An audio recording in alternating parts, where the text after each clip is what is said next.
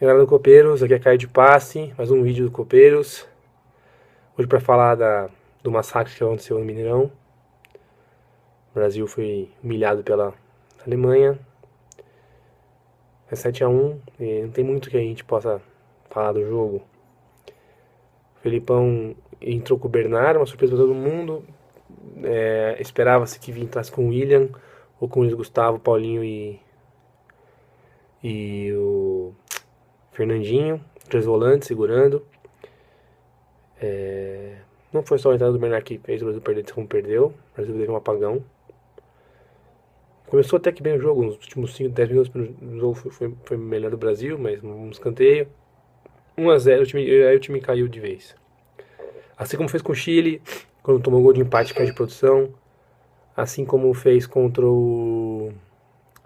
a Colômbia, que tomou gol e se fechou.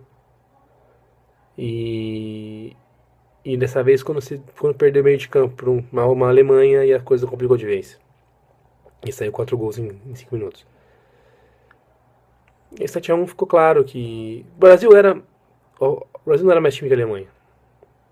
Sem o Neymar. O Neymar igualava as coisas. Isso era. Todo mundo dizia isso, que a Alemanha era a favorita da partida, o Brasil jogava em casa, mas a Alemanha era mais time. Só que. Só que aí ninguém esperava essa vitória como foi. O Brasil saiu da competição machucado, ferido, assim como aquela seleção de 98 saiu e levou a Samar até 2002, jogou a Copa do Mundo 2002 com Gana de ganhar. Então isso acontece em 2018. Talvez não. O Brasil hoje não tem uma safra de jogadores como tinha em 2002. Né? O Brasil tinha os melhores laterais do mundo, tinha o melhor atacante do mundo, tinha o melhor meia do mundo. Um dos, né? Rivaldo aí. Então, aquela seleção era muito forte também. Essa seleção a gente não sabe o que esperar dela daqui a 4 anos. Mas elas vão ter uma maga, vão ter uma força mais para jogar. Uma cicatriz. E de cicatriz também se formam os craques. Então, é possível que eles se saiam feridos e cresçam com isso. E o que eu achei legal na coletiva do Felipão, ele assumindo a responsabilidade toda para ele, trazendo para ele a responsabilidade dessa derrota, de como foi, da escalação, do elenco que ele convocou. Isso mostra do Felipão o homem que ele é. Não quis machucar os jogadores, os protegidos dele. Nem tudo é mérito, nem tudo é demérito de uma pessoa, de uma carreira como o Felipão tem.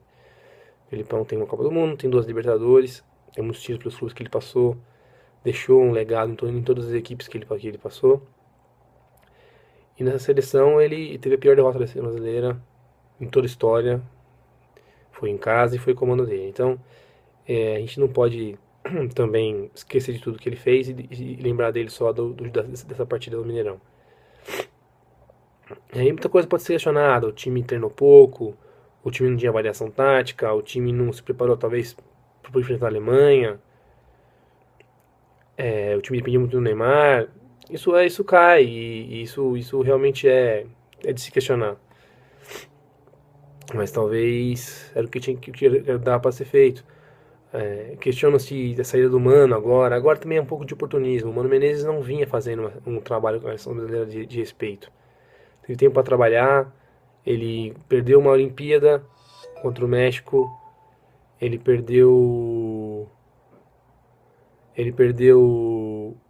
uma Olimpíada contra o México, ele perdeu a Copa América para o Paraguai. Então, assim, ele não vinha fazendo um trabalho pela seleção brasileira. E o Felipão era aquele cara que foi percebido que o time brasileiro era um time jovem, um time imaturo, que precisava de um líder, de uma pessoa que juntasse esses jogadores. E o Felipão foi um nome lembrado pela CBF. Eu acho que naquela época ele era a pessoa mais preparada, talvez. Eu tenho essa opinião. Ele chegou onde deu para chegar. Talvez ele errou em ter chamado algum outro jogador, de não ter trabalhado da maneira melhor para a preparação dessa Copa. Mas eu também acho que ele era uma pessoa que tinha mais gabarito para poder enfrentar a pressão que seria essa Copa do Mundo aqui em casa. tenho toda a admiração dele, isso aí é aberto, todo mundo que me conhece sabe. Mas eu gostei da declaração dele e agora ele levantar a cabeça e partir pro jogo contra a Argentina ou Holanda. Não tô gravando esse jogo ainda, tô gravando esse vídeo ainda, não sei como foi antes da partida da outra semifinal. E vamos ganhar, e vamos tentar o terceiro lugar, né, o que nos resta agora nessa Copa do Mundo. E preparar uma seleção para 2018. Talvez algumas coisas tenham que mudar na CBF, e não só da seleção brasileira, mas aí você começa a levantar os questionamentos do Brasileirão e todos esses questionamentos que a gente tem por aí. Enfim, que agora a Alemanha vai chegar nessa final com uma moral incrível, e na minha opinião é a favorita a ganhar a Copa do Mundo. Quem chegue para enfrentar a Alemanha vai ter que enfrentar uma Alemanha que meteu 7 a 1 na semifinal com o time anfitrião, que é o Brasil. Por mais que o jogo tenha ficado fácil para a Alemanha no primeiro tempo, ela tem todo o mérito de ter conseguido conquistar essa vitória como foi.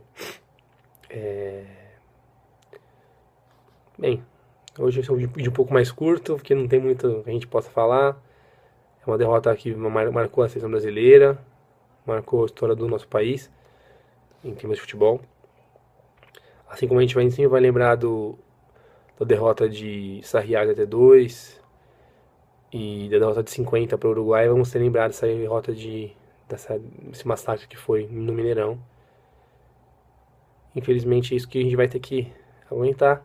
Mas ainda no Brasil ainda é o maior campeão do mundo, ainda a seleção que tem o melhor jogador de todos os tempos, então ainda tem que se respeitar a camisa amarela do Brasil. E que a gente prepare uma equipe melhor para a próxima Copa, que faça as coisas direito, que nomeie um treinador decente, que substitua o Filipão, e que ele tenha tempo para trabalhar e condições para trabalhar da melhor maneira, né? Bem, galera, gravo o vídeo da final também. Depois da final vou gravar um vídeo também para falar um pouco do que foi a final, de quem foi do campeão do mundo, etc. Dos méritos e deméritos do campeão do mundo. E, enfim, muito obrigado aí. Mais um vídeo. Continue lendo o blog copeiros.wordpress.com. Continuaremos depois da Copa também. Beleza? Obrigado, até mais, tchau.